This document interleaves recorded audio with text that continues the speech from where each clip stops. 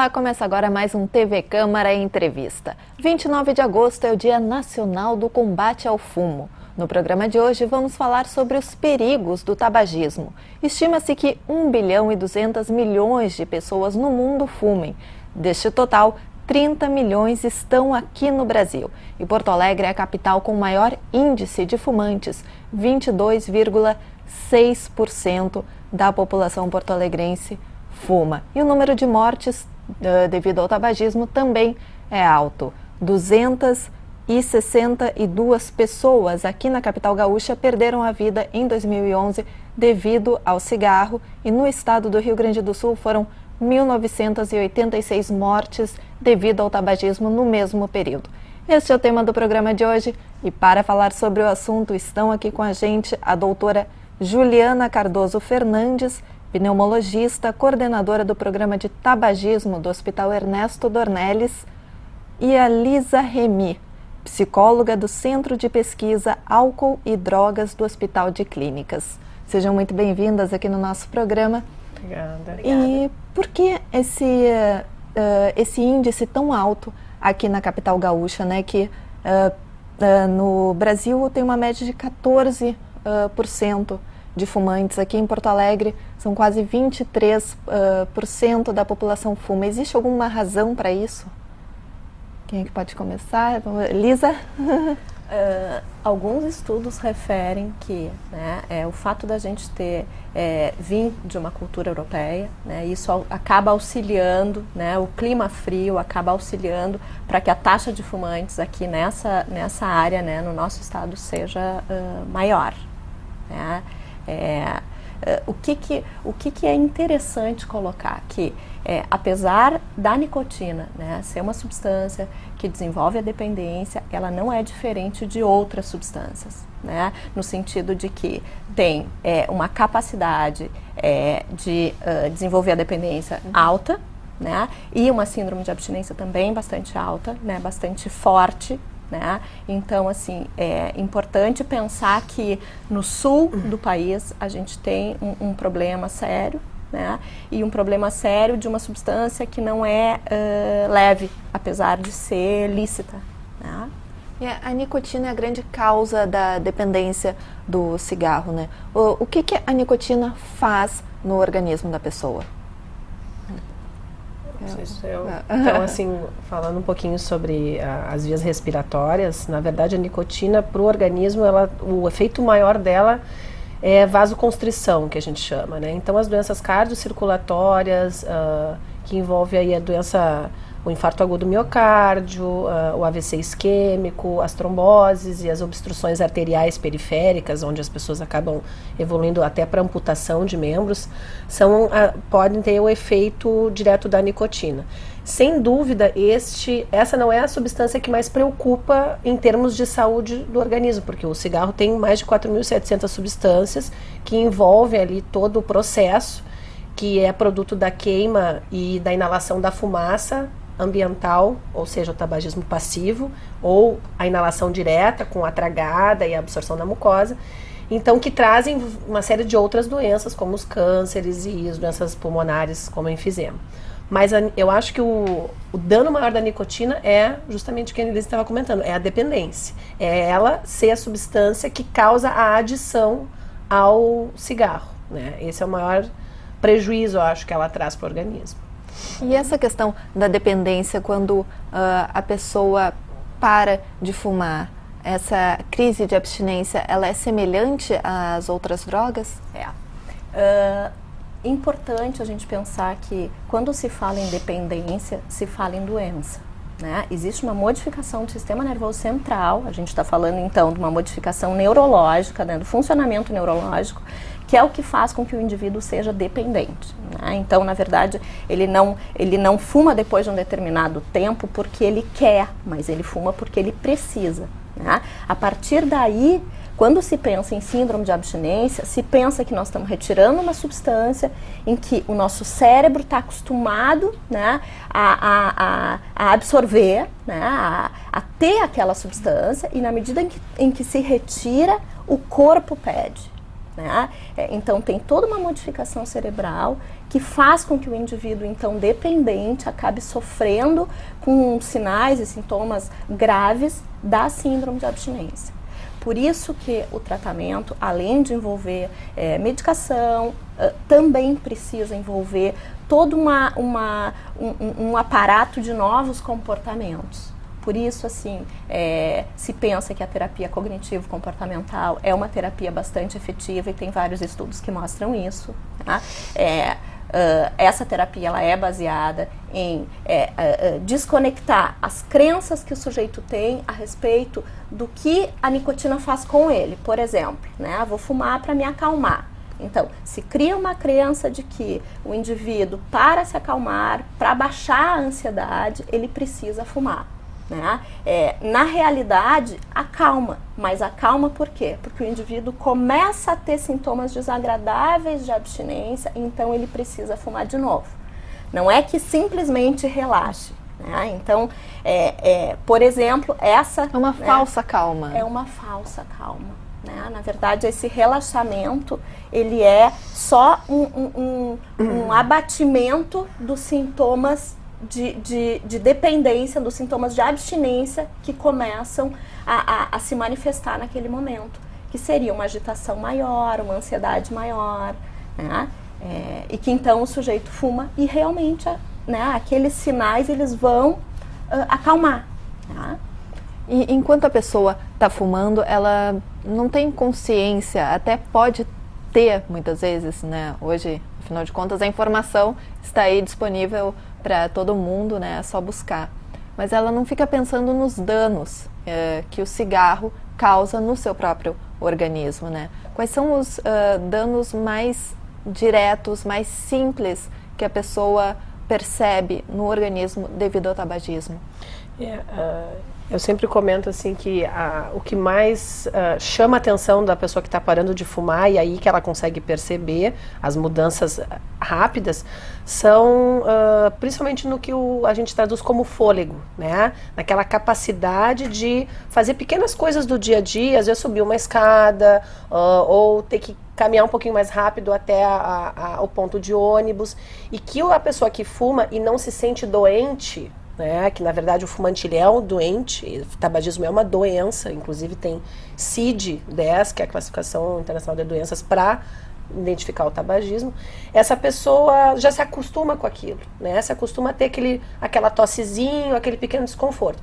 Então, as doenças respiratórias e cardiocirculatórias, elas vão reduzindo gradualmente à medida que o cigarro vai ficando para trás na vida. Eu parei de fumar hoje, no primeiro mês tu já sente que tu respira melhor, que tu consegue ter um pouquinho mais de fôlego, o hálito muda, o fumante ele tem muito problema de hálito e ele não percebe muitas vezes isso. O paladar muda também rapidamente, por isso até às vezes algumas pessoas têm uma tendência de comer um pouquinho mais e até, às vezes, numa relação de troca com o cigarro, porque tem a questão oral, né, de eu colocar alguma coisa na minha boca, então tiro o cigarro e acabo comendo para substituir, né, como um calmante, ou enfim, alguma coisa para ocupar meu tempo. Mas realmente, assim, é o que mais se percebe. A via respiratória é o que se beneficia rapidamente. E a longo prazo, o organismo inteiro se beneficia, porque à medida que eu vou deixando para trás os anos, né, vão se passando e eu vou me tornando um fumante de abstinência por um tempo maior, eu vou conseguir reduzir o risco de câncer, o risco de outras doenças circulatórias mais graves, doenças de pele, enfim, é realmente um benefício grande a longo prazo. Imagina, tem uma dúvida assim dos fumantes, que muitos assim que, principalmente aqueles que começaram a fumar muito cedo ou que já fumam um determinado período, daí pensam, eu não vou parar de fumar agora porque eu já fumei há tanto tempo que então o que tinha para estragar já está estragado mesmo, então não tem o que consertar. Se a pessoa para de fumar, tudo volta ao normal, vamos dizer assim, dá para correr atrás do prejuízo? Nem tudo volta ao normal de como eu era antes de fumar, em termos assim orgânicos. A gente sabe que falando do enfisema e da bronquite crônica, né, que é a doença respiratória mais diretamente relacionada. À medida que eu paro de fumar, eu deixo de fazer com que essa doença progrida, porque em termos de tratamento, é o único tratamento que impacta na mortalidade real, assim, da doença, né? A doença deixa de evoluir e muitas delas tornam a melhorar sob alguns aspectos. Digamos assim, eu tenho um grau de DPOC mais avançado, né? Então eu deixo de progredir, às vezes, para o uso de um oxigênio contínuo, porque o pulmão estacionou, ele para de ser destruído pelo ato de fumar.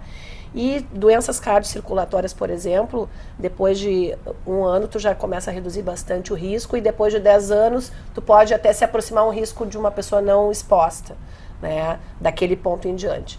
Então, claro, tem danos que vão permanecer, e que a pessoa, dependendo da fase que ela para de fumar, ela pode ter uma qualidade de vida adequada, né, como ela estiver naquele momento. E, enfim, deixar de progredir, de surgir novas doenças que aquele indivíduo não tem ainda, é um ganho fantástico, né? Não resta dúvida. E a pessoa, o fumante, ele chega a se enxergar como uma pessoa dependente? Porque a maioria das pessoas é aquela coisa, né? Como já foi falado aqui, que não vê problema em fumar, acha que é normal, acha, eu só fumo quando estou estressado, só fumo quando saio. Ela chega a enxergar nisso um problema? Essas são as crenças, né, que na fase do tratamento, né, se tenta desarticular.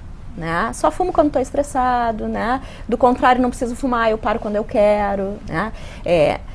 Por ser uma doença, né, muitas vezes o fumante ele não se enxerga dependente, porque ele tem dificuldade de avaliar o prejuízo da substância que ele está ingerindo. E isso não é para fumantes somente, né? Isso para qualquer dependente de substância. Inclusive, um dos fatores para se diagnosticar a dependência é esse, né? É que a pessoa use a substância independente dos prejuízos que ela causa. Né? Esse é um dos fatores importantes para diagnóstico de dependência. Né? Então, entra dentro disso. Né? O fumante, mesmo que ele possa estar já com questões respiratórias importantes, problemas, prejuízos, ainda assim ele vai continuar fumando. Né? Ele vai de alguma forma negar que aquilo tem a ver com o cigarro, né?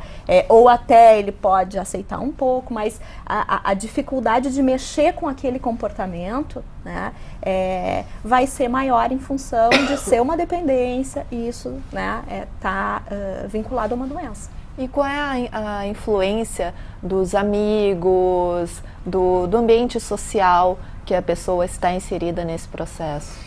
Grande, né? Como em todas as substâncias, né? Fatores para uso de substâncias, né? As causas são várias. Né? Tem questões familiares, né? Pais fumantes têm 30% mais de chance de terem filhos que fumem. Né? E aí não só por cigarro, maconha entra dentro disso. Né? Além disso, amigos que fumam, amigos mais velhos, né, que fumam, né, também acabam sendo exemplo de um comportamento, né, enfim, que acaba se repetindo, né? Além de questões genéticas, né, também. A genética também... Para desenvolver dependência, sim. Né, fatores genéticos que influenciam na dependência. Tanto que se observa que tem pessoas que começam a fumar e param, conseguem se manter, né, fumando socialmente, e tem aquelas que fumam e fumam uma carteira, 2 carteiras, né? Por quê? Porque além de uma série de fatores ambientais, familiares, também tem uma predisposição genética. Olha só. E nessa questão da família, também a doutora Juliana com certeza já deve ter acompanhado casos de pessoas que tiveram problemas sérios e até perderam a vida devido ao fumo, e possivelmente tem outras pessoas na família que também fumam. Isso tem algum impacto nos hábitos da família em relação ao tabagismo? Sempre a doença é uma motivação. Sempre, assim, converso com as pessoas que procuram para parar de fumar, o que motivou ela para pensar naquilo naquele momento. Então, a maioria das pessoas, eu observo 2 fatores bem importantes assim que surgem. A pressão social, porque hoje a gente tem dentro do Brasil um outro olhar em relação ao tabagismo. O país está dando exemplos para o mundo inteiro nesse aspecto, em campanhas de ampla divulgação de cunho nacional, tanto que nosso país, num estudo recente, entrou como de destaque número alto de ex-fumantes, né? Então mais de 40% dos nossos das pessoas do Brasil já foram fumantes, então deixaram de ser, né? E a saúde é o outro aspecto que sempre vem. Então, às vezes, ou porque está apresentando algum sintoma, leve ou grave, e aí isso é muito variável, ou porque teve alguém muito próximo que ficou muito doente, né? Então, às vezes, a doença motiva aquela pessoa a procurar ajuda, que acho que é o aspecto que mais falta ainda nas pessoas que fumam, elas entenderem que elas têm que buscar ajuda, que elas precisam tratar e que elas não vão, na maioria das vezes, conseguir sozinhas vencer a barreira da droga, que é o cigarro, né? E aí, e sem dúvida, ter uma doença grave é uma coisa que mexe muito com a pessoa, né? Então, tanto num familiar próximo quanto nela própria. E até às vezes vem assim um questionamento assim filosófico. Nossa, mas o câncer é uma doença que dá um impacto muito importante numa família, enfim, na própria pessoa, se é ela a portadora da doença. Já que eu tô com câncer, né, se for uma doença que não tiver um tratamento curativo, será que vale a pena eu parar de fumar, né? Isso surge às vezes, esse desafio assim de decisão, né? Porque a pessoa associa o cigarro a um prazer, né, que ela vai perder com aquela abstinência que ela vai ter que sofrer. E eu acho que sim, eu acho que sempre vale a pena, porque mesmo que eu tenha uma doença grave e eu precise de um tratamento complexo, que às vezes envolve uma cirurgia, uma quimioterapia, eu preciso preparar o melhor possível o meu organismo para enfrentar aquele tratamento. E o cigarro, a pessoa que está fumando, ela sempre enfrenta em mais desvantagem, porque ela faz mais infecção respiratória, ela tem uma piora da rede circulatória, enquanto está sendo exposta à fumaça continuamente, né? Então, sim, a saúde balança bastante com as pessoas. E uma dúvida, as pessoas costumam procurar esses centros especializados de ajuda ao tabagismo quando já estão doentes ou quando já descobriram alguma doença relacionada ao cigarro, porque já falamos aqui que é difícil para uma pessoa se admitir fumante, dependente do cigarro. Então, isso é mais comum de acontecer ou as pessoas estão mais conscientes do vício? Gostaria de ouvir a opinião das duas sobre isso. Eu penso que sim. Né? Eu acho que as pessoas elas estão mais conscientes, né? E o social, né? Quanto menos ambientes propícios para o cigarro, mais a pessoa acaba se sentindo diferente. Né? Então, os meus amigos estão lá dentro e eu vou ter que sair para fumar a cada vez que eu quero fumar um cigarro. Né? E aí, daqui a pouco, se está frio, se está chovendo, aquilo começa a gerar um mal-estar. Né? E, de alguma maneira, essa é uma das questões que acaba fazendo com que a pessoa se pense, né, e pense no seu hábito, né, e na sua dependência, e vale a pena, né? O fumante hoje não tem sido tão bem visto como antigamente, né, que fumar era sinal de status, era sinal de, né, para os homens de masculinidade, enfim. Hoje em dia as coisas mudaram muito, né, os valores agregados ao cigarro são outros. Né? E doutora Juliana? Eu concordo, eu acho que realmente as pessoas estão mais conscientes e estão procurando mais, e acho que isso é reflexo dessa campanha que o Brasil vem desenvolvendo, principalmente envolvendo o INCA e o Ministério da Saúde, nos últimos 10 anos. A gente vê isso pelos valores do cigarro aumentaram, as carteiras têm aqueles avisos, né, se fala mais nisso, e a restrição de ambientes, né, sem dúvida, acho que foi o fator que mais impactou, porque as pessoas se constrangem em acender um cigarro em determinados locais, e isso mexe muito com a autoestima e traz a reflexão, porque os adultos jovens que não desenvolveram ainda uma doença grave, às vezes têm mais resistência a associarem, a fazer essa reflexão de saúde e cigarro como um fator negativo para a saúde. Mas a pressão social impacta em qualquer faixa etária. né? Então, pessoas com mais de 50 anos, elas vão ter maiores riscos porque tem um tempo maior de exposição. A gente sabe que acima de 20 anos, de 10 anos de exposição, tu começa a desenvolver algumas doenças, acima de 20 outras. Então, à medida que os anos passam, vai piorando. E os ambientes, sem dúvida, com controle e restrição de fumo, faz bastante diferença. Também estamos chegando ao final do nosso primeiro bloco e continuamos falando sobre tabagismo logo mais. Não saia daí.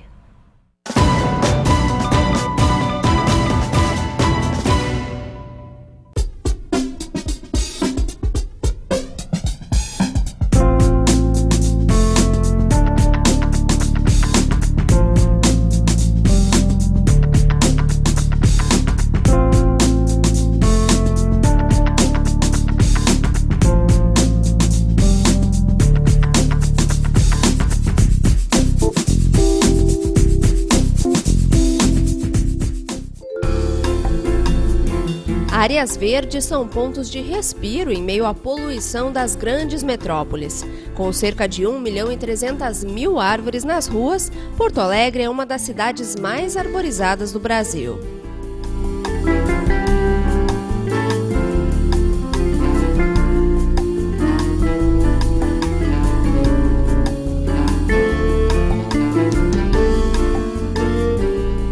Além do verde dos parques e praças, a capital gaúcha investe na manutenção das árvores em vias públicas. Desde o ano 2000, Porto Alegre conta com o Plano Diretor de Arborização Urbana. A lei determina um conjunto de medidas e técnicas para preservar as árvores públicas. A Secretaria do Meio Ambiente produziu um inventário das plantas e o documento ajuda a planejar a expansão do número de árvores na cidade.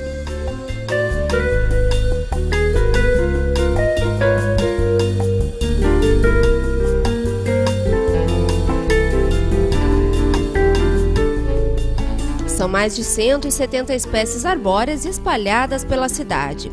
Algumas das árvores já foram tombadas pelo poder público, como na Rua Gonçalo de Carvalho.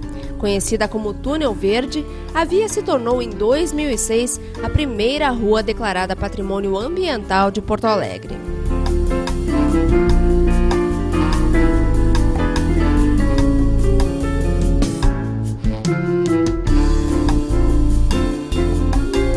Dez espécies de árvores são mais frequentes na cidade. Entre elas, a extremosa, o jacarandá, a tipuana e o ipê amarelo. Em alguns bairros, nota-se o predomínio de algumas espécies. O cinamomo, por exemplo, aparece bastante nos bairros Petrópolis, Montserrat e Higienópolis. A árvore, conhecida como perna de moça, enfeita o bairro Moinhos de Vento. Já as tipuanas e o famoso jacarandá são preservados nos bairros Bonfim e IAPI.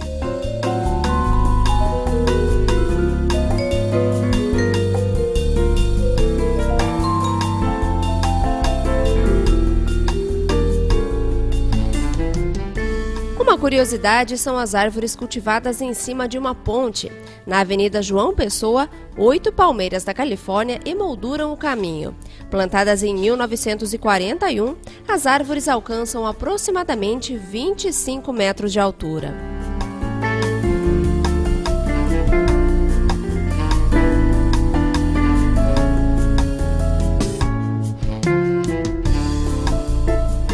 A ideia de arborizar as vias públicas existe em Porto Alegre desde o século XIX, mas foi nos anos 30 que os plantios se intensificaram.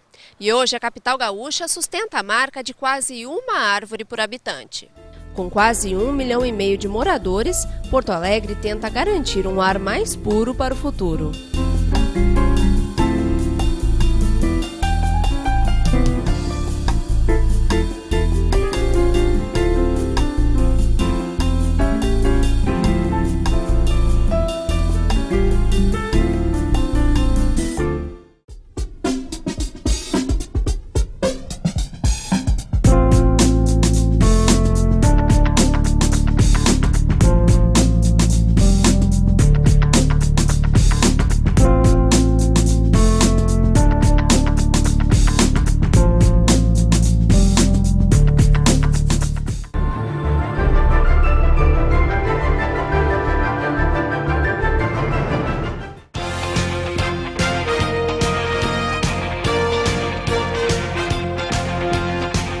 O plenário Otávio Rocha é o local onde são tomadas as principais decisões da Casa Legislativa. No espaço, que fica no segundo andar da Câmara Municipal, são votados projetos de lei e discutidos os principais problemas da cidade. A personalidade que dá nome ao plenário está ligada à história da capital. Natural de Pelotas, Otávio Rocha foi militar, educador, engenheiro, político e jornalista. Assumiu a Prefeitura de Porto Alegre em 1924. Na época, a capital tinha 190 mil habitantes e ele foi eleito com 8 mil votos. Como prefeito, tinha o objetivo de reformar a cidade e transformá-la em uma nova Paris. No projeto para a transformação da capital, estavam previstas as construções de avenidas largas e rótulas, principalmente na área central. Otávio Rocha mandou derrubar dezenas de casarões e cortiços que simbolizavam a pobreza e o atraso. No seu governo, foi distribuída água tratada à população e ampliada a iluminação pública. Otávio Rocha morreu durante o seu mandato em 1928 devido a complicações de uma úlcera gástrica. Além do plenário da Câmara Municipal, o ex-prefeito foi homenageado com uma praça, uma avenida e um viaduto que levam o seu nome.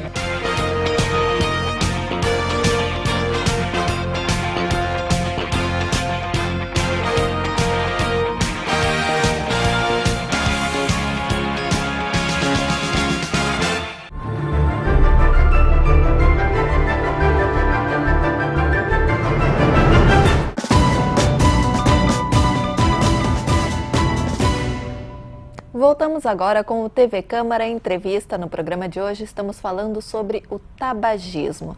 Estávamos conversando agora no intervalo, sobre essa questão de quantos cigarros fumar por dia e as diferenças. Quem fuma muito e aquele fumante que fuma um cigarrinho por dia e acha que já está tudo bem. Esse um cigarrinho por dia faz problema, traz prejuízo para a saúde? Eu acho que, assim, em termos de saúde, de doenças associadas ao cigarro, não existe uma dose, digamos assim, uma quantidade segura a ser fumada que vai trazer menos doença ou não. Claro que, quanto maior o número de cigarros, as doenças vão surgir mais rapidamente, né? E em termos de dependência, assim, da pessoa se sentir não fumante ou um fumante esporádico, fumando uma quantidade menor de cigarros, é uma ilusão, porque a via cerebral que é estimulada e que traz a sensação de bem-estar e conforto quando eu fumo, quando eu dou a tragada, ela permanece estimulada mesmo com pequenas doses. Então eu vou continuar tendo o desejo, posso até ter um desejo menos intenso se eu estou num processo de parada ou de tentativa de parada, mas se eu uso o cigarro, ele está associado a situações onde eu uso ele para me acalmar, uso ele para alguma situação de estresse agudo, eu posso vir a fumar 20 cigarros a qualquer momento. Basta a minha vida ter alguma situação onde eu me estresse mais, onde eu discuta com alguém, e aí eu vou ter uma chance muito maior de voltar a fumar aqueles 20 cigarros que eu fumava antes, do que se eu estivesse não fumando mais. Porque aí a lembrança é mais tardia, né?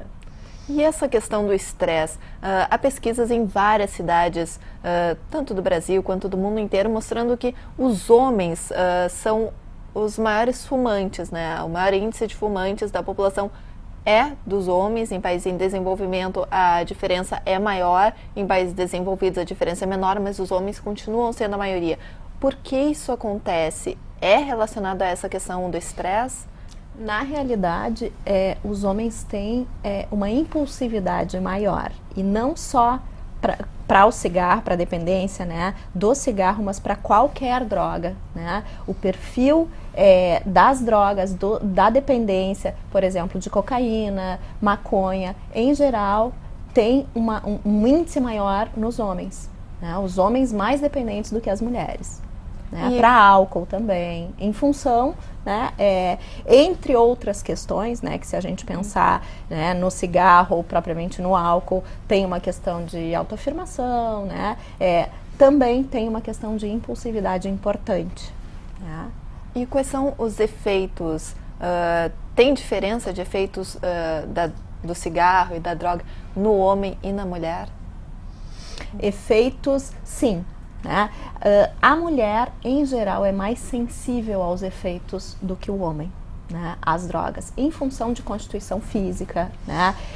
O homem tem mais músculo, né? Massa muscular do que a mulher, né? Enfim, então, os efeitos são mais severos na mulher. Síndrome de abstinência, né? Em geral, é mais severa, né? Na mulher do que no homem, tá? As mulheres sofrem mais, então, para parar de fumar também? Sofrem mais. Né? Se pensar em uso, por exemplo, de cocaína, uso de maconha, né? A gente sabe de estudos, né? A respeito de dependência e depois assim de quantificar a síndrome de abstinência, comparar homens e mulheres, né? E se observa que em mulheres é mais difícil, né, de passar por esse período de abstinência do que nos homens. E a questão da progressão para doenças né, como fibrose, câncer de pulmão, enfim, todas as doenças relacionadas ao tabagismo, existe alguma, não sei se pesquisa ou indicativo entre homens e mulheres? As mulheres, elas têm alguma... Elas param mais cedo ou o quadro evolui da mesma forma? Existe isso? Na verdade, assim, as 4 grandes doenças assim que afetam muito a mortalidade da população associadas ao tabaco, que são as doenças cardiocirculatórias, o câncer, né, o enfisema pulmonar, ou bronquite crônica e o AVC, né, as doenças isquêmicas neurológicas. Elas mudam um pouquinho, sim, de incidência. O câncer dá ainda mais em homens, mas os índices das mulheres já estão subindo. A doença pulmonar dá muito em mulheres. E, na verdade, tem algumas variações, principalmente em relação a tempo de exposição. É isso que mais se estuda. Se sabe que quanto mais se fuma, e a gente faz um cálculo baseado em anos-maço, que a gente chama, que é o número de cigarros pelo número de anos, né?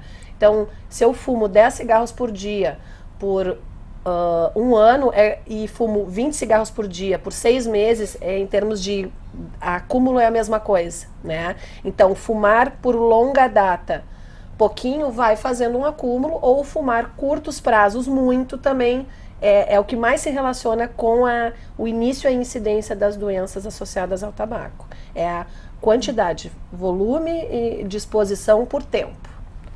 E o transplante de pulmão hoje já é uma técnica amplamente utilizada para pessoas, para fumantes e pessoas que adquiriram doenças provenientes do tabagismo? O transplante de pulmão é um tratamento assim que está associado a doenças pulmonares não só relacionadas ao tabaco, né? Tem outras, a fibrose pulmonar é uma doença que não tem uma relação direta com o tabaco, né?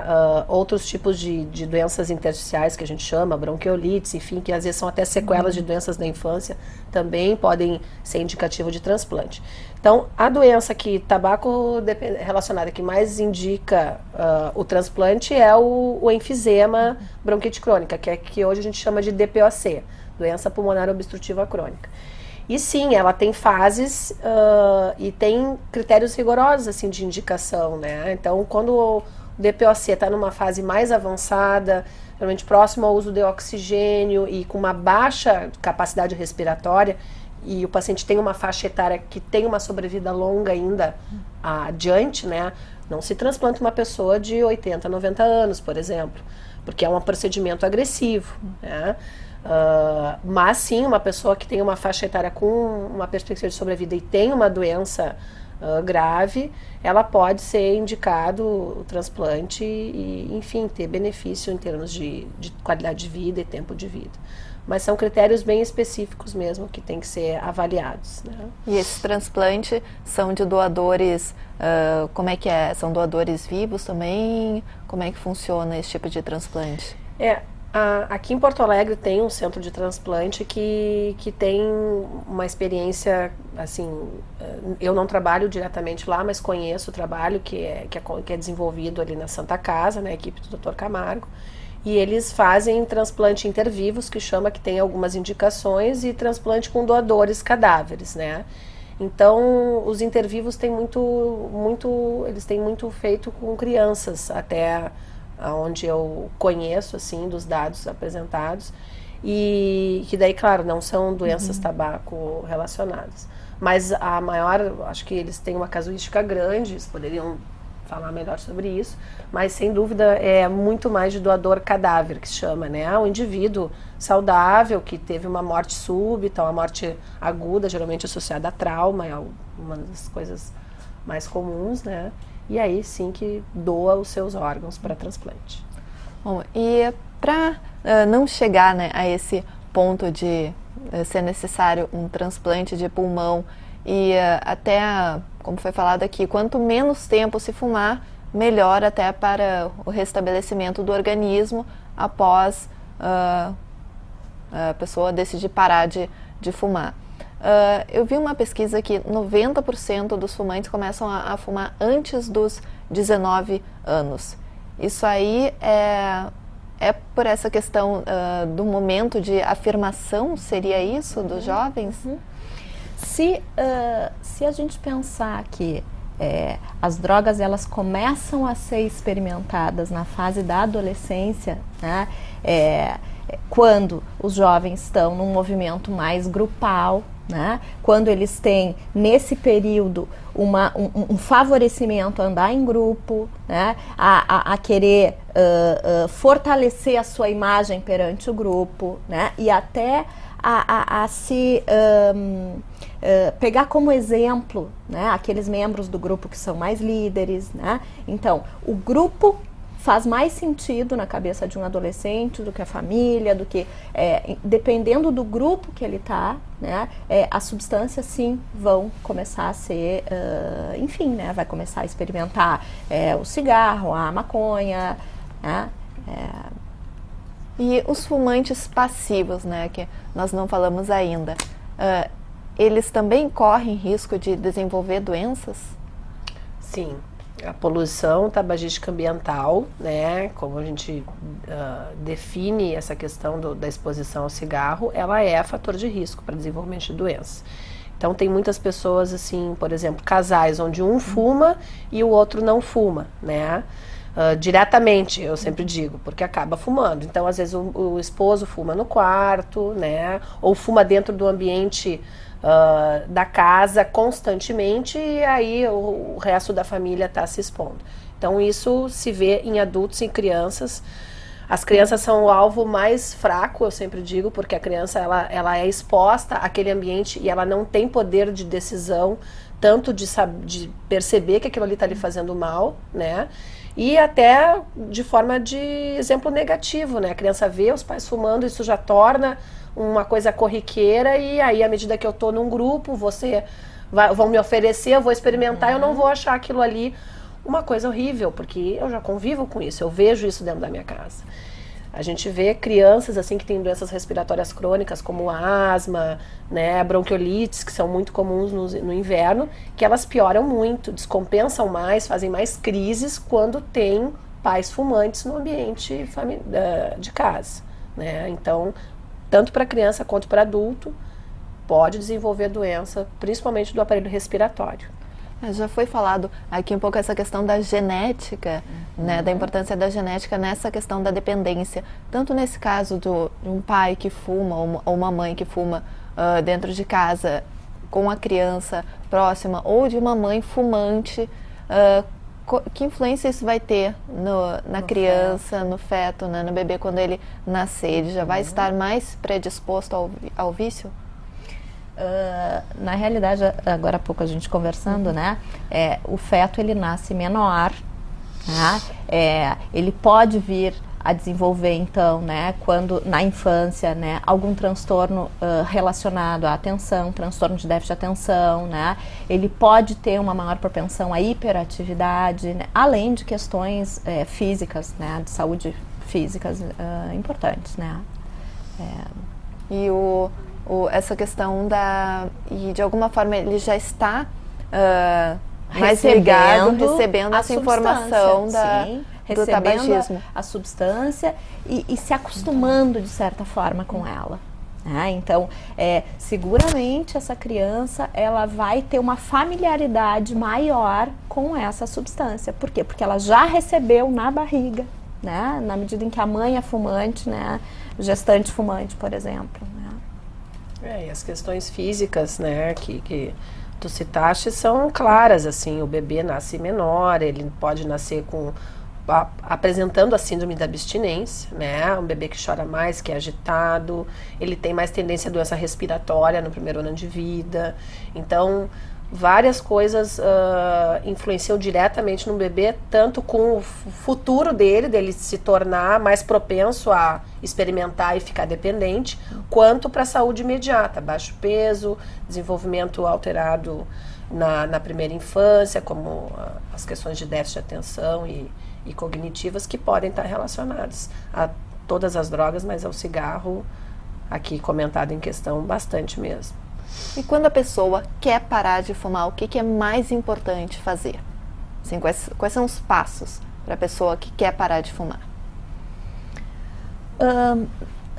Importante, assim, poder pensar sobre gerenciamento de ansiedade. Né? O que fazer naqueles momentos em que a pessoa não vai ter a sua muleta, né? O seu calmante. Né? Então, entre aspas, porque de fato ele não é um calmante, né? O que fazer então naqueles momentos, né? E que tipo de atividade essa pessoa pode introduzir, né, para quebrar essa crença de que eu vou me acalmar fumando? Não, eu posso me acalmar caminhando, eu posso me acalmar fazendo um exercício, né? Enfim, então, encontrar alguma outra atividade que possa substituir, né? Pensando a nível comportamental, assim, né? Que outra atividade pode substituir esse momento? Né? E também, além disso, importante assim, se pensar se não tem alguma outra doença psiquiátrica junto, né? Existe uma grande associação entre doenças psiquiátricas, transtornos de humor, por exemplo, depressão, né? Vinculado ao uso do tabaco. Né? Então, poder também pensar e avaliar se não existe alguma outra doença que precise ser controlada. Né? Porque isso aumenta o fracasso de se manter abstinente, né? Assim, a pessoa vai ter um maior número de recaídas, né? Se tiver uma outra, né? Se houver uma outra doença, né? Aí junto, associada, agindo junto, né? Alguma doença de humor, por exemplo. E não pode desanimar na recaída, né? Com certeza, a recaída ela pode acontecer, assim, os índices às vezes chegam até a 50% no primeiro ano, e se acredita assim que uma pessoa para parar de fumar mesmo pode fazer às vezes até mais do que 2 ou 3 tentativas fortes antes de conseguir atingir esse nível. E eu acho que o mais importante é a pessoa querer parar, ela ter o desejo e procurar um profissional que a ajude. Porque toda essa estruturação que ela vai ter que, essa mudança de rotina que ela vai ter que construir, isso parte de uma avaliação, onde ela vai ter que fazer um autoconhecimento, identificar os seus gatilhos, quais são aqueles comportamentos que ela está associando ao cigarro, mapear isso, fazer um plano, né, um plano de ação para que eu consiga tirar o cigarro da rotina e sim usar muitas vezes medicação de apoio, né, para minimizar os sintomas da abstinência. Então eu sempre acho assim que a pessoa primeiro ela tem que querer, esse movimento tem que ser de dentro para fora, né? Eu quero, não é de fora para dentro, eu vou te dizer, tu tem que parar. Ela pode ouvir aquela informação e não realmente ter aquele desejo, porque ela precisa fazer um esforço. A pessoa vai precisar fazer uma mudança comportamental e ter um apoio, às vezes até de uma medicação, para conseguir vencer aquele período. Então, claro, procurar o profissional é o primeiro passo para ter essa ajuda construída juntos, né? Bom, infelizmente estamos chegando ao final do nosso programa, vamos passar agora para as considerações finais. Então, eu gostaria que vocês dessem alguns toques aí para quem está assistindo ao programa e de repente fuma ou tem alguém na família que fuma, um amigo, e gostaria de parar de fumar ou ajudar essa pessoa a parar de fumar. Começamos, Lisa? Eu costumo, inclusive, encaminhar, assim, né, os pacientes que querem parar de fumar, né, pacientes que estão no consultório, que decidem, né, que daqui a pouco resolveram questões importantes na sua vida e ainda permanecem com o cigarro e resolvem que querem parar, o que fazer, né? Eu costumo estimular, né, motivá-los a fazer um exercício. Né? O exercício hoje comprovadamente, né, é uma atividade que mostra que além de melhorar estados de humor, como depressão, como uma ansiedade maior, né, ele ajuda a organizar o indivíduo, né? Então, aquela muleta que seria o cigarro, né, ela pode de alguma forma ser colocada numa atividade que faz com que o indivíduo consiga colocar a sua agitação, a sua, né, a sua ansiedade, né, canalizar numa atividade que seja prazerosa, né, ou desenvolver devagar o prazer com isso, né? Então, eu costumo pensar que das questões assim que pode favorecer e muito é exercício. Tá? Muito bem. Doutora Juliana? Além do exercício, que eu acho que, como a Lisa citou, é uma excelente ferramenta de auxílio, eu acho que toda pessoa que está tentando parar de fumar tem que olhar um pouquinho para suas rotinas, né? E aí tentar identificar quais são, faz um mapa do teu dia, de como é que tu fuma. Cada cigarro que tu fuma, em cada horário, o que tu estava fazendo, e tenta ver quais são os teus maiores gatilhos, ou seja, aquelas situações que tu associou ao cigarro que são mais presentes e repetidas na tua rotina. E tenta mudar, por exemplo, quando eu bebo, eu fumo, né? Bom, se eu estou me programando para parar de fumar, eu vou evitar beber no próximo mês. Não quer dizer que eu nunca mais vou poder beber socialmente, mas acho que naquele período eu vou me restringir a não beber. E o cafezinho me é um gatilho. O chimarrão para o gaúcho que adora tomar chimarrão, eu não vou mais poder tomar chimarrão agora que eu quero parar de fumar. Não, talvez por um período eu precise me afastar um pouquinho, né? Ou e tomar o chimarrão com a erva diferente, de uma forma diferente, entende? Eu tenho que quebrar aquela relação que se criou daquela forma, ou num horário diferente, né? Mas aquelas substâncias que são gatilhos, tentar me afastar delas por um período quando eu estou me planejando. Eu acho que planejar é o mais importante, então incluir coisas na rotina que vão me ajudar.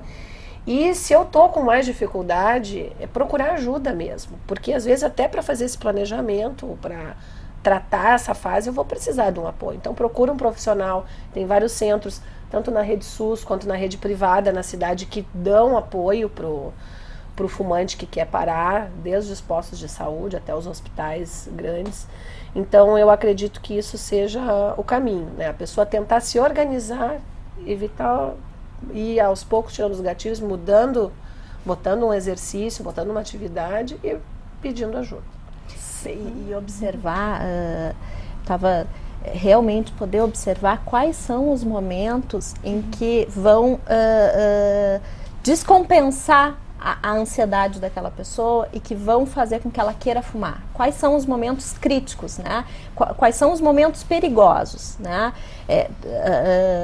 Eu preciso saber que tem determinados momentos em que a minha ansiedade vai aumentar, em que eu vou me sentir pior e eu vou querer fumar, né? Então, e isso para todas as drogas, né?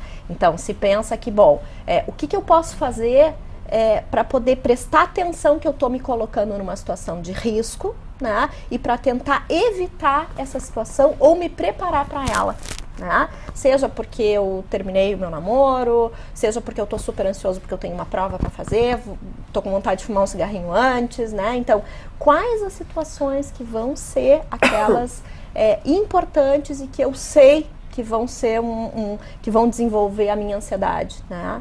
E me fazer querer usar a substância. Pode ser a maconha, pode ser o próprio cigarro, né? Manter o controle. Manter. Eu gostaria de agradecer mais uma vez a participação de vocês aqui no nosso programa. Obrigada. E o TV Câmara Entrevista de hoje fica por aqui. Nós conversamos com a doutora Juliana Cardoso Fernandes, pneumologista, coordenadora do programa de tabagismo do Hospital Ernesto Dornelles, e a Lisa Remy, psicóloga do Centro de Pesquisa de Álcool e Drogas do Hospital de Clínicas. Até o próximo programa.